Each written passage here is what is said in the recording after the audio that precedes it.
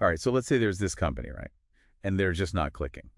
Hiring tons of people, but it's like nobody's in the right spot, nothing's running smoothly. Ah, sounds like they need someone to come in and shake things up a bit. Exactly. Someone who can come in with fresh eyes and be like, okay, here's where your job descriptions are all messed up. That's where our focus is for this deep dive occupational analysts. It's like being a detective for careers, figuring out how to make things actually work. Totally. So in our research, we've been diving deep into RoleCatcher's guides on this. What's your take on how they describe these occupational analyst folks?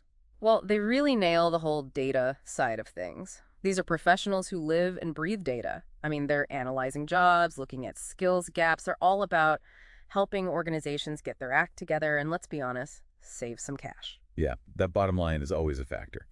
But it's not just about crunching numbers, is it?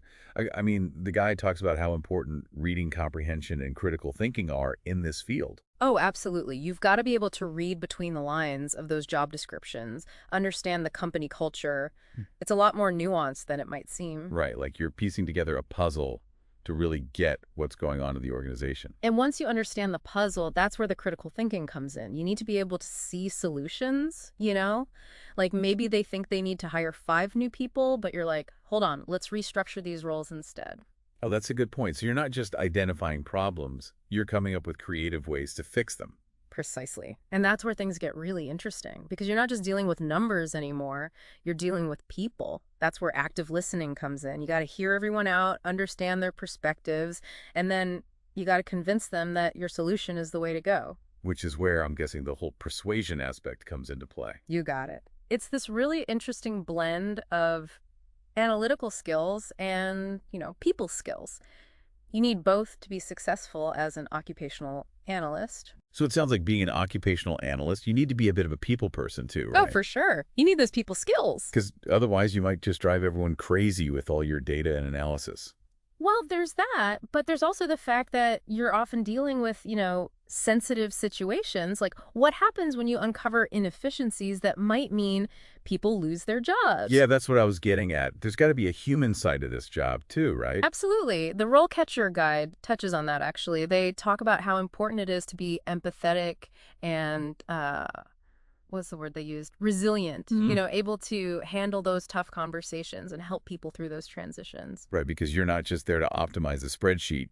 You're dealing with real people's lives and livelihoods. Exactly. And that can be emotionally draining. The guide even mentions that explicitly, that it can be a tough part of the job. And on top of that, you've got the constant pressure of staying up to date. Oh, tell me about it. The field's changing so fast. Like, you've got AI coming in, automation, remote work. It's a whole new world of work out there. So even if you think you've got it all figured out, there's always going to be something new to learn, right? Exactly. The guide talks about certifications like the Certified Occupational Analyst, COA, and how those can be really helpful for staying on top of things. So it's not just a one and done kind of career. It's like this constant process of learning and evolving. Right. And that's what makes it exciting too. You're always challenged, always growing. So you've convinced me. Occupational analysis is a dynamic and future-proof career.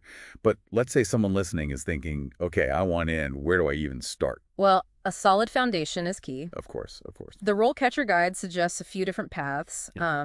They highlight a background in the social sciences as being really valuable. Oh, interesting. Like what? Things like psychology, sociology, or even business administration. Right, right. Because you're basically getting into the nitty-gritty of how people operate. Right. Exactly. You're learning to analyze behavior, how to navigate those complex group dynamics, all skills that translate really well into the world of occupational analysis. Makes sense. But is there like a more direct path? Like if you're thinking, okay, I want to dive headfirst into this whole workplace optimization thing. Yeah, absolutely. The guide mentions industrial organizational psychology. Oh, I've heard of that. It's fascinating stuff. It's all about human behavior, but specifically in the workplace. So, analyzing job satisfaction, how to get teams working at their best, that kind of thing. Okay, cool. So let's say you've got your degree, you're feeling good.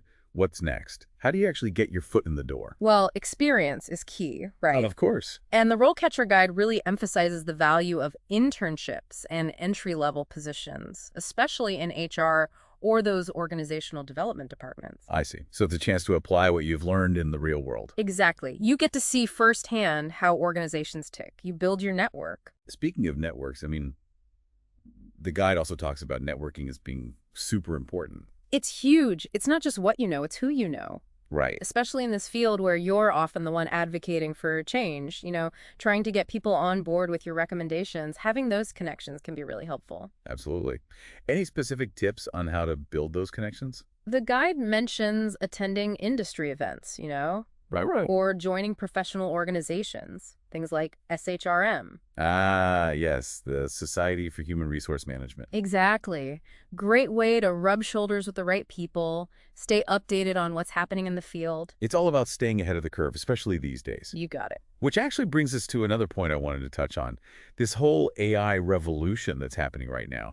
It seems like occupational analysts could play a big role in that, right? Oh, absolutely. The way companies operate is changing right before our eyes, and someone needs to be there to help them navigate it all. And figure out what it all means for the future of work. It's a lot to think about. It is. Well, I think we've definitely given our listeners a lot to chew on today.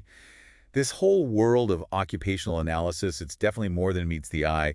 There's the data, the people skills, this whole future of work angle. It's pretty fascinating stuff. It really is. And for anyone out there who's thinking this might be their calling, I highly recommend checking out RoleCatcher's resources. How? They've got some amazing guides that dive even deeper into all of this. Couldn't agree more. It's a great place to start. Well, on that note, thanks so much for taking this deep dive with us. Until next time.